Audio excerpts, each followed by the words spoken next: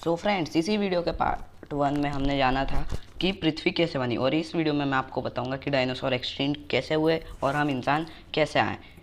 इन dinosaur ने 14 करोड़ साल तक पृथ्वी पर राज किया था, क्योंकि तब इंसान नहीं थे। अगर तब इंसान होते तो वो डायनासोरों को राज करने ही नहीं देते, लेकिन अगर डायनासोर नहीं मरते तो हम इंसान ही नहीं आते। तो इसको समझाने के लिए मुझे आपको फिर से समय में पीछे ले जाना पड़ेगा। तो चलिए चलते एक नए सफ़र पे। आज से करीब 6.5 करोड़ साल पहले पृथ्वी का मौसम एकदम सुहाना था। सब जीव शांति से जी रहे थे, अपना अपना काम कर रहे थे, सब खाना ढूंढ रहे थे, किसी को कोई प्रॉब्लम नहीं थी। और इन पे राज करते थे डायनासोर। लेकिन कुछ जीव जंतु ज़मीन के अंदर भी रहते थे। वो ज़मीन के अंदर ही रहते थे और ज़मीन के अंदर ही अपना खाना ढूंढते थे। उन्हें मैमल्स कहते थे। और ये बात आपको शायद पता होगी कि हम इंसान भी मैमल्स हैं। डायनासोर अंडे देते थे, लेकिन मैमल्स बच्चे देते थे और वो ज़मीन के अंदर ही रहना पहले पसंद करते थे।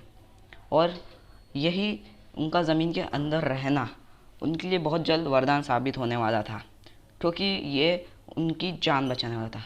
सब कुछ अच्छा चल रहा था, लेकिन करीब 10 किलोमीटर डायमीटर वाला एक बहुत बड़ा एस्टेरॉयड धरती की तरफ काफ़ी स्पीड से आते जा रहा था। उसकी स्पीड करीब 85,000 किलोमीटर पर हावर थी, जो कि बहुत ज़्यादा होती है। वो बहुत तेज़ी से पृथ्वी के अंदर आ रहा था। वो एटमॉस्फेयर के अंदर घुसते ही हवा का जो फ्रिक्शन होता है, इतनी स्पीड में उस रॉक के ऊपर, मतलब जो एस्टेरॉयड था उसके ऊपर इतनी ज़्यादा प्रेशर से लगा कि वो एक आग के गोले में बदल गया। और उसने इतनी तेज़ लाइट प्रोड्यूस की जितनी शायद सन भी ना कर पाए। और उसके अंदर आने वाले 20 किलोमीटर के रेडियस के सारे जानवर अंधे हो गए, इतनी तेज़ लाइट थी। और वो जैसे ही धरती से टकराया, इतना खतरनाक ब्लास्ट हुआ जितना कोई एटॉमिक बॉम्ब यानी परमाणु बम भी नहीं कर पाएगा। और धरती का 20 किलोमीटर के अंदर की चीज़ें सब, पत्थर, मिट्टी, धूल, सब आसमान में चली गई। आसमान में भी नहीं, वो सब स्पेस तक पहुंच गए। और यहाँ पर बहुत गहरा गड्ढा बन गया। इस ब्लास्ट के कारण बहुत सारे रेडिएशन फैले और पूरी इनर कोर तक पृथ्वी के बहुत ज़्यादा खतरनाक ब्लास्ट हुआ।